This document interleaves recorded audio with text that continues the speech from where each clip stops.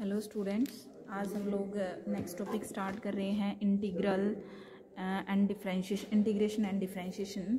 तो first of all इसकी definition देखिए कि कोई भी फंक्शन f है वो अगर R में बिलोंग करता है on close interval a b, then function f, कोई फंक्शन हमने डिफाइन किया f x is equal to a to x f of t d t is called integral function of f। ठीक है, next जो theorem है इसी के ऊपर बेस्ड है कि इंटीग्रल जो है आपके पास, ये जो एफ एक्स फंक्शन आपने जो डिफाइन किया है ये आपका कंटिन्यूस होगा, ये आपको प्रूव करना है। ठीक है, इसके अंदर तो हम कैसे प्रूव करेंगे इसको। सबसे पहले तो आपको पता है कि जो फंक्शन है हमारे पास एफ वो आर में बिलोंग करता है on close interval a b. कोई भी फंक्शन अगर रिमान है इसका मीनिंग क्या है कि वो बाउंडेड है, सो इट इज़ बाउंडेड। तो फंक्शन क्या हो गया हमारे पास, बाउंडेड हो गया on close interval a b. ठीक है, बाउंडेड फंक्शन है हमारे पास, तो डेफिनेशन लगा सकते हैं कि there exist m greater than 0 such that f of t का जो मॉडुलस है वो less than equals to m मिलेगा हमें। ठीक है, for t belongs to close interval a b. Okay, उसके बाद हम क्या लिख सकते हैं अब कि जो हमारे पास हमने कोई भी एक एप्सिलॉन ग्रेटर दैन 0 चूज़ किया और x और y मैंने चूज़ किए कहाँ से, क्लोज इंटरवल ए बी से, और f of y minus f of x निकाला। By definition f of y को हम क्या लिख सकते हैं, a से y F of T small D T minus a से x F of t d t लिख सकते हैं। अगर मैं इसको क्या लिख दूँ, प्लस कर दूँ x से a और a से y, तो डायरेक्ट किससे हो जाएगा इंटीग्रेशन, x से y हो जाएगा f of t d t. Modulus को करेंगे तो इंटीग्रेशन बाहर आ जाएगा, modulus of f of t d t, पहले तो अंदर ही है ये, into d t, f of t into d t लिख सकते हैं बाय प्रॉपर्टी। तो ये हो जाएगा less than equals to, function जो है एफ ऑफ टी वो आपका बाउंडेड है, तो इस केस में m आ जाएगा इंटीग्रेशन x से y और dt। ठीक है, और इंटीग्रेशन करेंगे तो m into y minus x. अब कंडीशन लगा दी कि y माइनस एक्स जो है मेरे पास, उसको मैंने modulus of y minus x less then ले लिया एप्सिलॉन बाई m, तो यहाँ पे रखेंगे इसकी वैल्यू, तो ये हो जाएगी लेस देन एप्सिलॉन। ठीक है, तो हमारे पास क्या आ गया कि f of y minus f of x modulus value less than epsilon. अब देखो व्हेन एवर की कंडीशन होती है कॉन्टिन्यूटी के लिए, तो whenever y minus x less than del, तो इस जो वैल्यू है ये numerical value epsilon by m, इसको हम डेल सपोज कर लेते हैं, तो हमारे पास क्या आ गया, y minus x less than del. Okay, आगे देखिए अब नेक्स्ट है हमारे पास, यहाँ से क्या शो हो गया कि जो f फंक्शन है, कैपिटल फंक्शन जो f था वो क्या हो गया, यूनिफॉर्मली कॉन्टिन्यूस हो गया। ठीक है, क्लोज इंटरवल ए बी पे। ठीक है भाई, और यूनिफॉर्मली कंटिन्यूस पता है आपको कंटिन्यूस होता है, तो हमें यही प्रूव करना था इसके अंदर। नेक्स्ट हमें दे रखा है कि जो फंक्शन स्मॉल फंक्शन है वो कंटिन्यूस है एट एक्स नोट पे।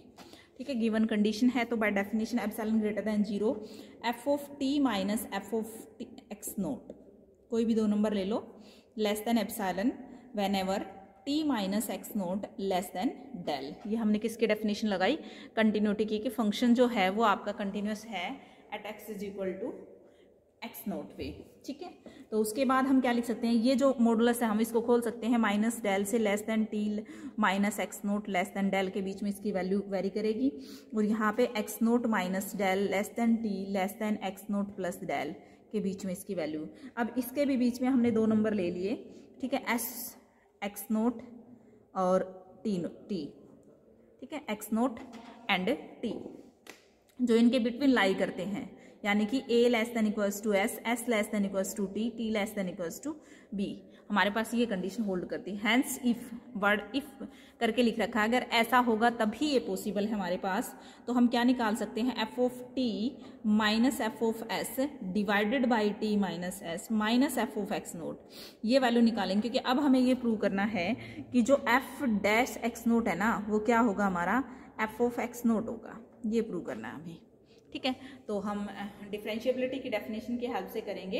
ये न्यूमेरिकल वैल्यू हमने ली और इसको किसके बराबर रखा, देखो इस न्यूमेरिकल वैल्यू को मैं क्या लिख सकती हूँ, 1 बाई जैसे ये t minus s, f of T की कैपिटल एफ ऑफ टी की वैल्यू आपको पता है क्या होती है, a से क्या हो जाएगी, कैपिटल एफ ऑफ टी क्या हो जाएगा, a से t, ठीक है, और कैपिटल एफ ऑफ एस क्या हो जाएगा, a से s, ठीक है, और यहाँ पे एफ टी डी टी, तो मैं इसको प्लस करके लिखूंगी, यहाँ पे s आ जाएगा, सिंपल सी बातें हैं, s से a हो जाएगा, तो हम इस डायरेक्ट इंटीग्रेशन को इसमें डायरेक्ट लिख रखा है s से t, इसने F of t d T की बजाय F of u d you लिख रखा है, ठीक है। माइनस का एफ ऑफ एक्स नोट है, इसको इसने बाहर रखा क्योंकि ये हमारे पास जैसे पर्टिकुलर फंक्शन के अंदर एक्स नोट पुट करने के बाद जो वैल्यू आएगी वो है।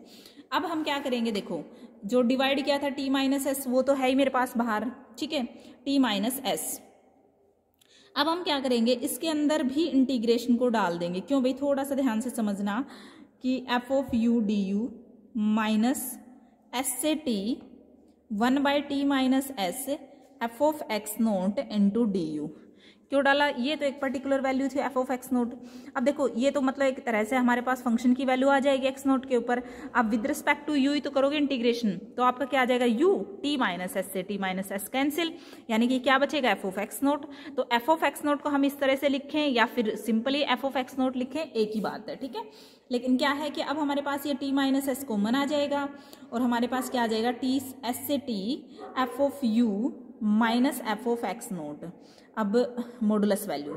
अब ध्यान से देखो, हमने जो कॉन्टिन्यूटी की डेफिनेशन लगाई थी उसमें F of t minus f of x note आपका लेस देन एप्सिलॉन था, तो वहां से हम ये क्या रख सकते हैं, इसको किसके बराबर रख सकते हैं भाई, F of you minus f of x note का जो मॉडुलस है वो क्या हो जाएगा आपका लेस देन एप्सिलॉन, और इसका जो integration with respect to u करोगे वो आ जाएगा टी माइनस एस से कैंसिल हो गया लेस देन एप्सिलॉन।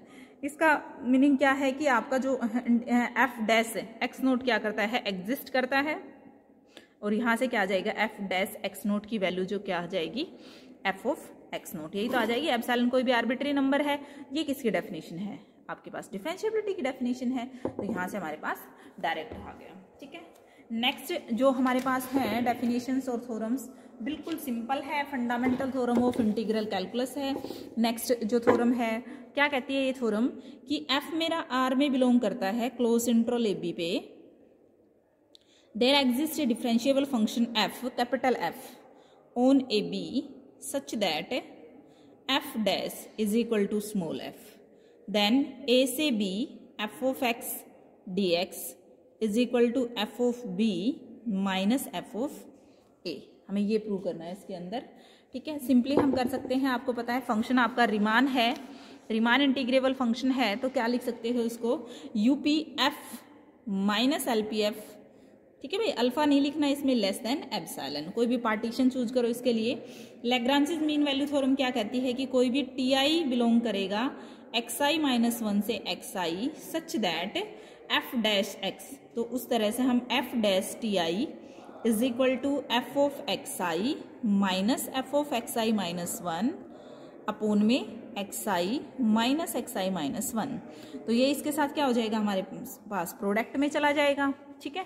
तो यहाँ से क्या निकल के आएगा, x i minus 1 into f dash t i is equal to f of x i minus f of x i minus 1, ठीक है। अब क्या करेंगे इस पे, ये वैल्यू आपके पास दे रखी है, f dash t is equal to क्या दे रखा है, स्मॉल एफ, तो यहाँ से क्या आ जाएगा, एफ डैश की जो वैल्यू है, कैपिटल फंक्शन जो एफ है, इसका डैश किसके बराबर दे रखा है, स्मॉल एफ के बराबर, तो वो वैल्यू पुट करेंगे यहाँ पे, तो ये हो जाएगा हमारा f of t i into f of is equal to f of x i minus f of x i minus 1, ठीक है। अब देखिए ये जो xi minus x i minus 1 है, ये क्या है आपके पास, डेल एक्स आई लिख सकते हैं इसको, ठीक है।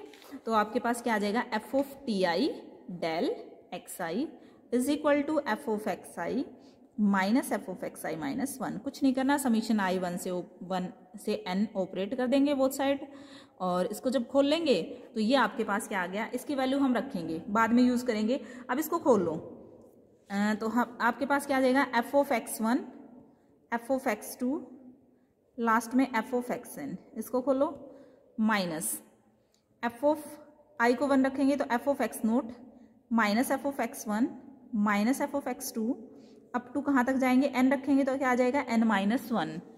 ठीक है, तो ये आ जाएगा f of x n minus 1। तो हमारे पास लास्ट में क्या बचेगा, x1 से x1 कैंसिल, x2 से x2 कैंसिल। इसी तरह से हमारे पास सिर्फ 2 टर्म्स बचेंगी, एफ ऑफ एक्सएन, एक्सएन किसके बराबर है, b के बराबर, और x नोट a के बराबर। तो हमारे पास जो न्यूमेरिकली वैल्यू आई है वो क्या है, F of b minus f of a। ठीक है भाई, बिल्कुल सिंपल है थ्योरम।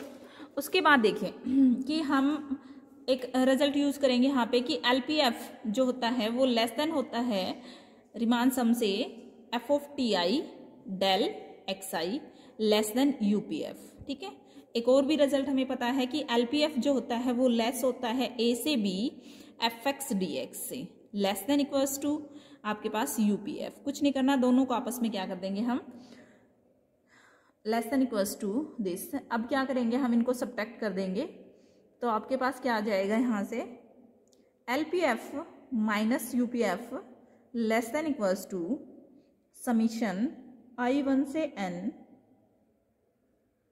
अगर उसको हम लिखेंगे दूसरी साइड से करके, इसको हम कैसे लिखेंगे भाई, इसमें माइनस ऑपरेट कर दो, माइनस एलपीएफ तो ग्रेटर देन में चेंज हो जाएगा, माइनस ए से b f x d x और greater than equals to minus UPF. ठीक है, क्या लिख सकते हैं इसको हम, minus UPF less than equals to minus a से b f x d x और less than equals to minus L F P F या एफ पी, एक ही बात है। ठीक है, ऐसे लिखेंगे। अब इन दोनों को हम सोल्व करेंगे। ठीक है, जैसा कि दे रखा है यहाँ पे। ठीक है, दोनों को सब्ट्रैक्ट करेंगे। अब आपके पास क्या आ जाएगा, एलपीएफ माइनस यूपीएफ हो जाएगा, लेकिन हमारे पास जो रिजल्ट है वो है यूपीएफ माइनस एलपीएफ, तो माइनस कॉमन ले लेंगे, ये आ जाएगा। ठीक है, यानी कि इसकी मोड की वैल्यू हमारे पास किसके बीच में बिलोंग कर रही है, जैसे लेस देन एप्सिलॉन होता है माइनस एप्सिलॉन, तो उसको मोड में कंबाइंड कर सकते हैं, तो इसको हम मोड में कंबाइंड कर देंगे इस वैल्यू को।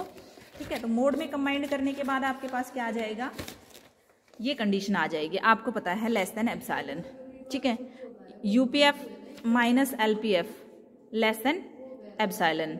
ठीक है, तो ये आपके पास f of b minus f of a था, तो प्रूव हो गया। ठीक है, नेक्स्ट है इंटीग्रेटिंग बाय पार्ट्स, ये थोड़ा इजी है, आप लोग कर लोगे। उसके बाद नेक्स्ट जो थ्योरम है ये है आपके पास integration of vector valued function.